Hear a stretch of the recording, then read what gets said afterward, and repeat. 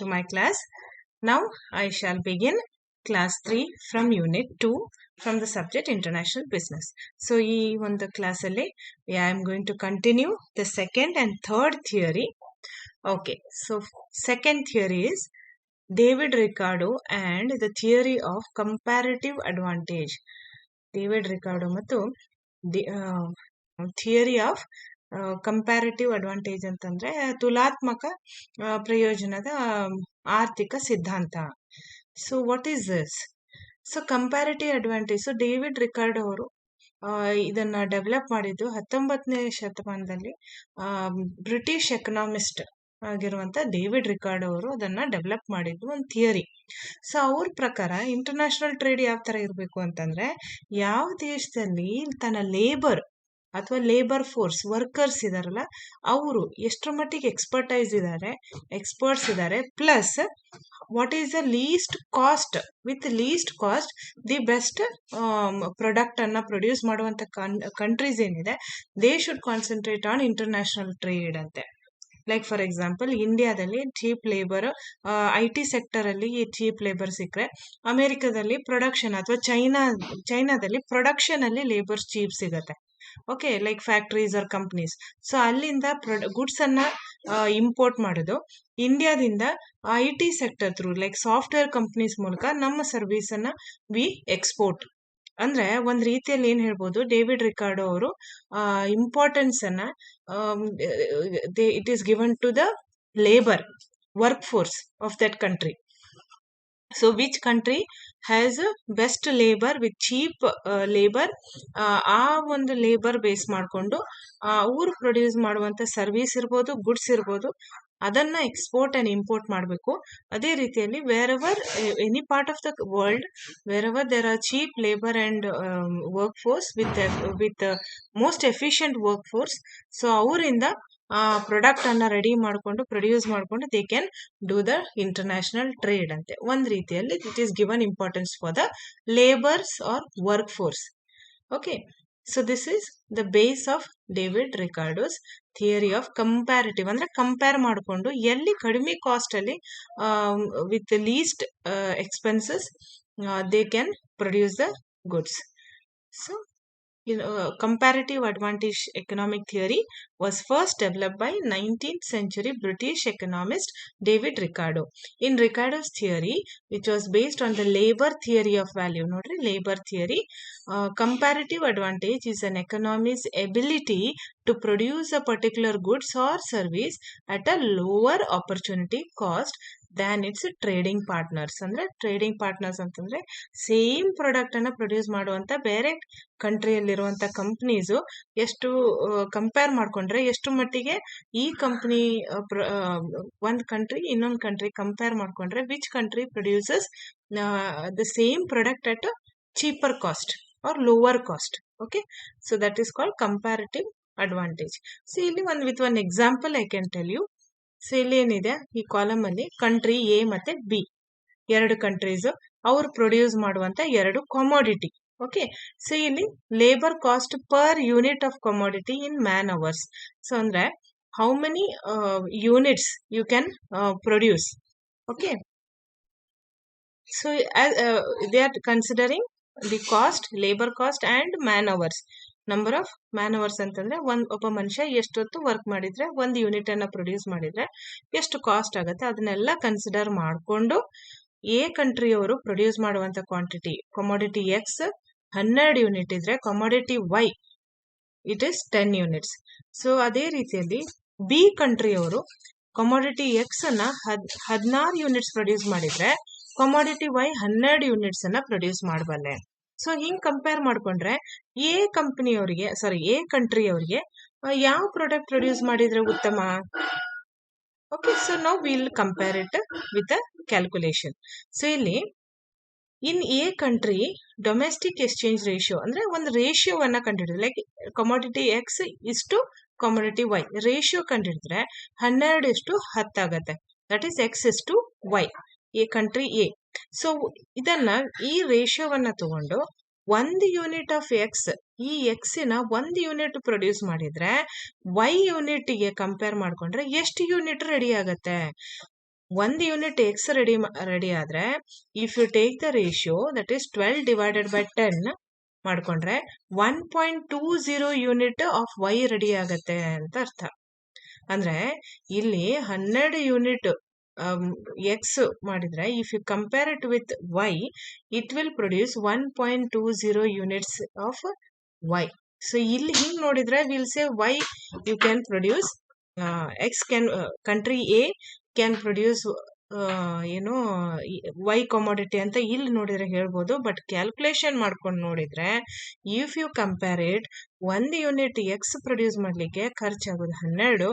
But here sorry 1 unit if you compare take the ratio then it will be 1.20 unit. ಅಂದ್ರೆ 1 unit X 1.2 unit Y ಆಗತ್ತೆ. So ಇಲ್ಲಿ compare ಮಾಡ್ಕೊಂಡ್ರೆ A ಕಂಟ್ರಿಯವರು ಯಾವ product ಅನ್ನ produce ಮಾಡಬೇಕು, Y commodity. ಯಾಕಂದ್ರೆ ಇಲ್ಲಿ ಎಕ್ಸ್ 1 ಇದ್ರೆ ವೈ 1.20 ಯೂನಿಟ್ ರೆಡಿ ಆಗತ್ತೆ ಅಂತ. Okay, then alternatively 1 unit of Y, ಈಗ 1 ಯೂನಿಟ್ ಆಫ್ ವೈ ಪ್ರೊಡ್ಯೂಸ್, ಈಗ ರಿವರ್ಸ್ ಮಾಡಬೇಕು. 10 ಡಿವೈಡೆಡ್ ಬೈ 12 ಮಾಡ್ಕೊಂಡ್ರೆ 0.83 ಯೂನಿಟ್ಸ್ ಅಷ್ಟೇ ಪ್ರೊಡ್ಯೂಸ್ ಆಗತ್ತೆ. ಅಂದ್ರೆ 1 ಯೂನಿಟ್ ವೈ ಪ್ರೊಡ್ಯೂಸ್ ಆಗೋ ಟೈಮಲ್ಲಿ ಎಕ್ಸ್ ಯೂನಿಟ್ ಎಷ್ಟು ರೆಡಿ ಆಗತ್ತೆ, 0.83. ಅಂದ್ರೆ ಕಡಿಮೆನೆ ಅಲ್ಲ. ವೈ 1 ಯೂನಿಟ್ ಪ್ರೊಡ್ಯೂಸ್ ಆದ್ರೂ ಇದು 1 ಯೂನಿಟ್ ಕೂಡ ಆಗಿರಂಗಿಲ್ಲ. ದಟ್ ಮೀನ್ಸ್ ಕಂಟ್ರಿ ಎ ಅಲ್ಲಿರುವಂತ ಲೇಬರರ್ಸ್ ಅವ್ರು ಯಾವ ಪ್ರಾಡಕ್ಟ್ ಪ್ರೊಡ್ಯೂಸ್ ಮಾಡೋದ್ರಲ್ಲಿ ಎಕ್ಸ್ಪರ್ಟ್ ಇದ್ದಾರೆ, they are expert in producing commodity Y, because here they can produce it in this is man hours. So they can that is man hours ಅಂತಂದ್ರೆ ಒಬ್ಬ ಮನುಷ್ಯ work ಮಾಡುವಂತ time. So here we are seeing the efficiency. So 1 unit produce ಮಾಡ್ಲಿಕ್ಕೆ Y produce ಮಾಡೋದಕ್ಕೆ it will take only 10 hours. So that means a country is expert in producing commodity Y. ಅದೇ ರೀತಿಯಲ್ಲಿ if you compare with commodity country B, 12 ತಾಸು for X, 16 ತಾಸು for X and 12 ತಾಸು for Y commodity. So ಅದನ್ನು ಕೂಡ ನಾವು ರೇಷಿಯೋದಲ್ಲಿ ತಗೊಂಡ್ರೆ unit 1 unit of X, 1 unit of X it requires how many units produce ಆಗತ್ತೆ, 1.33 unit of Y. 1 unit X produce ಆಗೋ ಟೈಮಲ್ಲಿ ಎಷ್ಟು ಯೂನಿಟ್ಸ್ ವೈ ಪ್ರೊಡ್ಯೂಸ್ ಆಗುತ್ತೆ, 1.22. ಸೊ ರಿವರ್ಸ್ ನೋಡಿದ್ರೆ 1 ಯೂನಿಟ್ ವೈ ಪ್ರೊಡ್ಯೂಸ್ ಮಾಡೋ ಟೈಮಲ್ಲಿ ಎಷ್ಟು ಯೂನಿಟ್ ಎಕ್ಸ್ ಪ್ರೊಡ್ಯೂಸ್ ಆಗುತ್ತೆ, 0.75. ನೋಡ್ರಿ ಇಲ್ಲಿ ಎಕ್ಸ್ ಕಡಿಮೆ ಪ್ರೊಡಕ್ಷನ್ ಆಗತ್ತಲ್ಲ, ಇಲ್ಲಿ ವೈ 1 ಯೂನಿಟ್ ಪ್ರೊಡ್ಯೂಸ್ ಆದ್ರೆ ಎಕ್ಸ್ 0.75 ಆದ್ರೆ ಎಕ್ಸ್ 1 ಯೂನಿಟ್ ಪ್ರೊಡ್ಯೂಸ್ ಮಾಡೋ ಟೈಮಲ್ಲಿ ವೈ ಜಾಸ್ತಿ ಪ್ರೊಡಕ್ಷನ್ ಆಗುತ್ತೆ, 1.33. ಸೊ ಎರಡನ್ನು ಕಂಪೇರ್ ಮಾಡ್ಕೊಂಡ್ರೆ ಯಾವ್ದು ಎಫಿಷಿಯಂಟ್, ಯಾವ್ದ್ರಲ್ಲಿ ಎಫಿಷಿಯಂಟ್ ಇದ್ದಾರೆ, ವೈ ಪ್ರಾಡಕ್ಟ್ ಅನ್ನ ಪ್ರೊಡ್ಯೂಸ್ ಮಾಡೋದಕ್ಕೆ ಕಂಟ್ರಿ ಎ ಎಕ್ಸ್ಪರ್ಟ್ ಇದ್ದಾರೆ. ಅಂದ್ರೆ labourers are more efficient to produce commodity Y. So now when you compare commodity X ಅನ್ನ, so from the above cost ratio it follows that country A has comparative advantage in production of X and B has cost advantage in production of Y. So ಇಲ್ಲಿ ಖರ್ಚನ್ನ ನೋಡ್ಕೊಂಡ್ರೆ how many hours into the cost. So in cost accounting ಅಲ್ಲಿ ನೀವು ಮತ್ತೆ ಕಲಿತೀರಿ ಇದನ್ನ, labour cost ಅಂತ ಆಗುತ್ತೆ. How many hours worked into cost per hour ಅಂತ ಇರುತ್ತೆ. ಸೊ ಅದನ್ನೆಲ್ಲ ಕನ್ಸಿಡರ್ ಮಾಡಿಕೊಂಡು they have given this figure. So when you compare find the ratio, ಯಾವ ಪ್ರಾಡಕ್ಟ್ ಜಾಸ್ತಿ ಪ್ರೊಡ್ಯೂಸ್ ಆಗುತ್ತೆ ಆ ಪ್ರಾಡಕ್ಟಿಗೆನೆ ಕಾನ್ಸಂಟ್ರೇಷನ್ ಮಾಡಿಕೊಂಡು ಇನ್ನು ಉಳಿಕಿದ್ದನ್ನ ದೇ ಕ್ಯಾನ್ ಇಂಪೋರ್ಟ್ ಅಂತ ಹೇಳುತ್ತೆ. So here A should produce commodity X and B should produce commodity Y. So hope you have understood this, students. This is comparative advantage theory given by David Ricardo. Very simple. They have given importance for the labor. Okay. Next is Heckscher-Ohlin model. Heckscher-Ohlin ಮಾದರಿ ಅಥವಾ ಸಿದ್ಧಾಂತ. So ಇದು ಒಂದು mathematical theory ಅದ. It is used in international trade to evaluate the export pattern of a country relative to the natural resources. So ಈ Heckscher ಮತ್ತೆ ಓಹ್ಲಿನ್ ಇಬ್ರು ಸ್ವೀಡನ್ನಿನ ಇಬ್ರು ಸೈಂಟಿಸ್ಟ್, ಎಕನಾಮಿಸ್ಟ್. ಸೊ ಇವರ ಹೆಸರು ಹೆಕ್ಷರ್ ಅಂಡ್ ಬ್ರಿಟಲ್ ಆಹ್ಲಿನ್. ಸೊ ಇವರ ಒಂದು ಮಾಡೆಲ್ ಅನ್ನ HO ಮಾಡೆಲ್ ಅಂತಾನು ಹೇಳ್ತೀವಿ, ಅಥವಾ 2x2x2 ಮಾಡೆಲ್ ಅಂತಾನು ಇನ್ನೊಂದು ಹೆಸರಿದೆ. So what the purpose of this model ಅಂದ್ರೆ, ಇವ್ರ ಪ್ರಕಾರ ಜಸ್ಟ್ ಲೇಬರ್ ಅಷ್ಟೇ ಅಲ್ಲ, ಅಥವಾ ನ್ಯಾಚುರಲ್ ರಿಸೋರ್ಸಸ್ ಅಷ್ಟೇ ಅಲ್ಲ, ಬಟ್ ಒಂದು ರಾ ಮಟೀರಿಯಲ್ ಫೈನಲ್ ಪ್ರಾಡಕ್ಟ್ ಆಗ್ಲಿಕ್ಕೆ, ರೆಡಿ ಆಗ್ಲಿಕ್ಕೆ ಏನೇನ್ ಬೇಕಾಗತ್ತೆ, that is factors of production ಅಂತ ಏನ್ ಹೇಳ್ತೀವಲ್ಲ, ಬಂಡವಾಳ ಇರ್ಬೋದು, labour, market, raw materials, technology. So ಏನೇನ್ ಪೂರಕ ಐಟಮ್ಸ್ ಇದೆ to convert a raw material into a finish product, ಅವನ್ನೆಲ್ಲ ಕನ್ಸಿಡರ್ ಮಾಡಿಕೊಂಡು ಯಾವ ದೇಶ ಯಾವ ಪ್ರಾಡಕ್ಟ್ ಅಲ್ಲಿ ಎಕ್ಸ್ಪರ್ಟ್ ಇದ್ದಾರೆ, with least cost, with least expense, maximum product ಯಾವ ಕಂಪ್ನಿ ಯಾವ ಕಂಟ್ರಿ ಯಾವ ಪ್ರಾಡಕ್ಟ್ ಅನ್ನ ಪ್ರೊಡ್ಯೂಸ್ ಮಾಡುತ್ತೆ, ಅದನ್ನ ಅವರು ಕಾನ್ಸಂಟ್ರೇಟ್ ಮಾಡಿಕೊಂಡು ಎಕ್ಸ್ಪೋರ್ಟ್ ಮಾಡಬೇಕಾಗತ್ತೆ. ಯಾವ್ದ್ರಲ್ಲಿ ಅವರು ವೀಕ್ ಇದ್ದಾರೆ ಅದನ್ನ ಬೇರೆ ಕಂಟ್ರೀಸ್ ಇಂದ ಅವರು ತರಿಸ್ಬೋದು ಅಂತ ಹೇಳ್ತಾರೆ. ದಟ್ ಮೀನ್ಸ್ ಈ ಪ್ರೀವಿಯಸ್ ಮಾಡೆಲ್ಸ್ ಅಲ್ಲಿ ಬರೀ ಒಂದೊಂದು ಫ್ಯಾಕ್ಟರ್ ಅನ್ನೇ ಅವ್ರು ಇಂಪಾರ್ಟೆನ್ಸ್ ಅನ್ನ ಕೊಟ್ಟಿದ್ರು. ಬಟ್ ಈ ಒಂದು ಹೆಕ್ಷರ್ ಮತ್ತೆ ಓಹ್ಲಿನ್ ಮಾಡೆಲ್ ಅಲ್ಲಿ ಅವರು ಇಡೀ ಒಂದು ಪ್ರೋಸೆಸ್ ಅಲ್ಲಿ ಏನೇನ್ ಫ್ಯಾಕ್ಟರ್ಸ್ ಆಫ್ ಪ್ರೊಡಕ್ಷನ್ ಇದಾವೆ ಅವಕ್ಕೆಲ್ಲ ಈಕ್ವಲ್ ಇಂಪಾರ್ಟೆನ್ಸ್ ಕೊಟ್ಟು, ಈ ಎಲ್ಲಾ ನ್ಯಾಚುರಲ್ ರಿಸೋರ್ಸಸ್ ಇರ್ಬೋದು, ಲ್ಯಾಂಡ್, ಲೇಬರ್, ಕ್ಯಾಪಿಟಲ್, ಇವೆಲ್ಲದ್ರಲ್ಲೂ ಯಾವ ದೇಶ ಮುಂದಿದ್ದಾರೆ, which has the best natural resource, best land, best labour, best capital ಇರುವಂತ ಕಂಟ್ರೀಸ್, ಅದು ಎದ್ರಲ್ಲಿ ಬೆಸ್ಟ್ ಇದೆ ಆ ಒಂದು ಪ್ರಾಡಕ್ಟ್ ಅನ್ನ ಪ್ರೊಡ್ಯೂಸ್ ಮಾಡಿಕೊಂಡು they can do the international trade or export those materials ಅಂತ ಹೇಳುತ್ತೆ. So we can just see with an example here. ನೋಡ್ರಿ, ಇಂಡಿಯಾ ಮತ್ತೆ USA ಮಧ್ಯೆ ಒಂದು ಕಂಪ್ಯಾರಿಸನ್. ಸೊ 2 ಪ್ರಾಡಕ್ಟ್ಸ್ ಇದೆ, ಪ್ರಾಡಕ್ಟ್ X ಮತ್ತೆ ಪ್ರಾಡಕ್ಟ್ Y. ಪ್ರಾಡಕ್ಟ್ X ತೀರಾ ಅಗ್ರಿಕಲ್ಚರಲ್ ಪ್ರಾಡಕ್ಟ್, ಅಂದ್ರೆ ಅಗ್ರಿಕಲ್ಚರಲ್ ರಿಲೇಟೆಡ್ ಪ್ರಾಡಕ್ಟ್, ಕೃಷಿ ಆಧಾರಿತ ಪ್ರಾಡಕ್ಟ್ಸ್ ಇರುತ್ತೆ. ಪ್ರಾಡಕ್ಟ್ Y ಕ್ಯಾಪಿಟಲ್ ಅಥವಾ technology based product. Okay, so ಈ ಒಂದು ಪ್ರಾಡಕ್ಟ್ X ಅನ್ನ ಪ್ರೊಡ್ಯೂಸ್ ಮಾಡ್ಲಿಕ್ಕೆ ಇಂಡಿಯಾಗೆ ಎಷ್ಟು ಇನ್ಪುಟ್ ಅಂದ್ರೆ ಫ್ಯಾಕ್ಟರ್ಸ್ ಆಫ್ ಪ್ರೊಡಕ್ಷನ್ ಏನೇನ್ ಬೇಕು, ಕ್ಯಾಪಿಟಲ್ ಬಂಡವಾಳ 5 ಯೂನಿಟ್ಸ್ ಅಂತಂದ್ರೆ ಅಮೌಂಟ್ ಮನಿ. ಓಕೆ, ಸೊ ಇಲ್ಲಿ for your understanding it is given us 5 unit. Okay, capital ಬಂಡವಾಳ 5 ಬೇಕು, ಲೇಬರ್ 5 ಯೂನಿಟ್ ಬೇಕಾಗತ್ತೆ.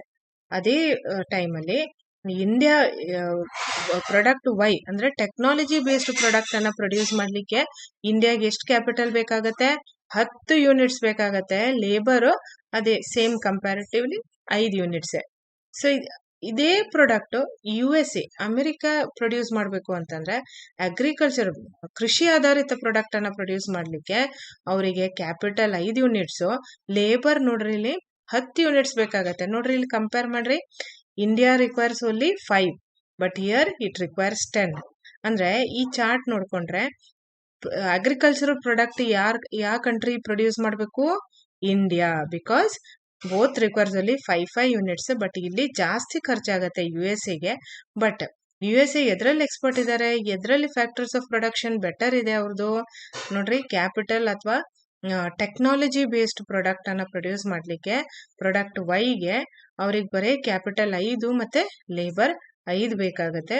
ಆದ್ರೆ ಅದೇ ಪ್ರಾಡಕ್ಟ್ ಇಂಡಿಯಾದಲ್ಲಿ ಮ್ಯಾನುಫ್ಯಾಕ್ಚರ್ ಆಗ್ಬೇಕು ಅಂತಂದ್ರೆ ಅಲ್ಲಿ 10 unit capital, labour 5 unit. So if you compare it, technology based product ಅನ್ನ ಪ್ರೊಡ್ಯೂಸ್ ಮಾಡೋದು USA ಬಿಟ್ಕೊಟ್ಟು ಅಗ್ರಿಕಲ್ಚರಲ್ ಪ್ರಾಡಕ್ಟ್ ಏನೇನ್ ಬೇಕಾಗತ್ತಲ್ಲ ಅದನ್ನ USA ಇಂಡಿಯಾದಿಂದ ತರಿಸ್ಬೋದು, ದಟ್ ಈಸ್ ಇಂಪೋರ್ಟ್ ಮಾಡ್ಬೋದು. ಇಂಡಿಯಾ ಕೂಡ ಅದೇ ರೀತಿಯಲ್ಲಿ ಅಗ್ರಿಕಲ್ಚರ್ ಪ್ರಾಡಕ್ಟ್ USA ಎಕ್ಸ್ಪೋರ್ಟ್ ಮಾಡಿ ಏನನ್ನ ಇಂಪೋರ್ಟ್ ಮಾಡ್ಬೋದು, ಟೆಕ್ನಾಲಜಿ ಬೇಸ್ಡ್ ಪ್ರಾಡಕ್ಟ್ಸ್ ಅನ್ನ ಇಂಪೋರ್ಟ್ ಮಾಡ್ಕೋಬಹುದು. ಅಂದ್ರೆ ಒಂದ್ ರೀತಿಯಲ್ಲಿ USA ಅವರು ಅನಾವಶ್ಯಕವಾಗಿ ಇಲ್ಲಿ ಖರ್ಚನ್ನ ಮಾಡೋ ಬದ್ಲಿ they can import it.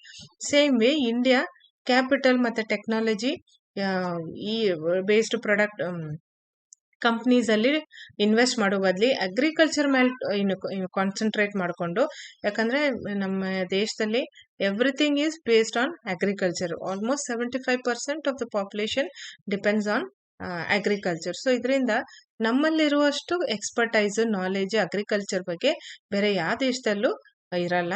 So ಅದು ನಮ್ಮ ಒಂದು ಪ್ಲಸ್ ಪಾಯಿಂಟ್ ಅಂತ ತಿಳ್ಕೊಂಡು we can concentrate on agriculture and import technology based product from other technology advanced countries. So ಈ ಸಿಂಪಲ್ ಒಂದು ಥಿಯರಿಯಲ್ಲಿ ಅವ್ರು ಏನು ಹೇಳ್ತಾ ಇದ್ದಾರೆ, ಬರೇ ನ್ಯಾಚುರಲ್ ರಿಸೋರ್ಸಸ್ ಅಷ್ಟೇ ಅಲ್ಲ, ಲೇಬರ್ ಅಷ್ಟೇ ಅಲ್ಲ, ಕ್ಯಾಪಿಟಲ್ ಅಷ್ಟೇ ಅಲ್ಲ, ಎಲ್ಲಾನು ನಾವು ನೋಡ್ಬೇಕಾಗತ್ತೆ. All things are very important. ನೋಡ್ರಿ, ಇಲ್ಲಿ capital all are same, but what is different? Sorry, labour all are same, capital there is a difference. So looking at all these differences, yavril expert they can concentrate on that product. So this is the explanation for the chart. So hope you have understood these two theories. The last one, that is product life cycle theory, I'll be doing in the next video. Till then, have a nice day. Take care.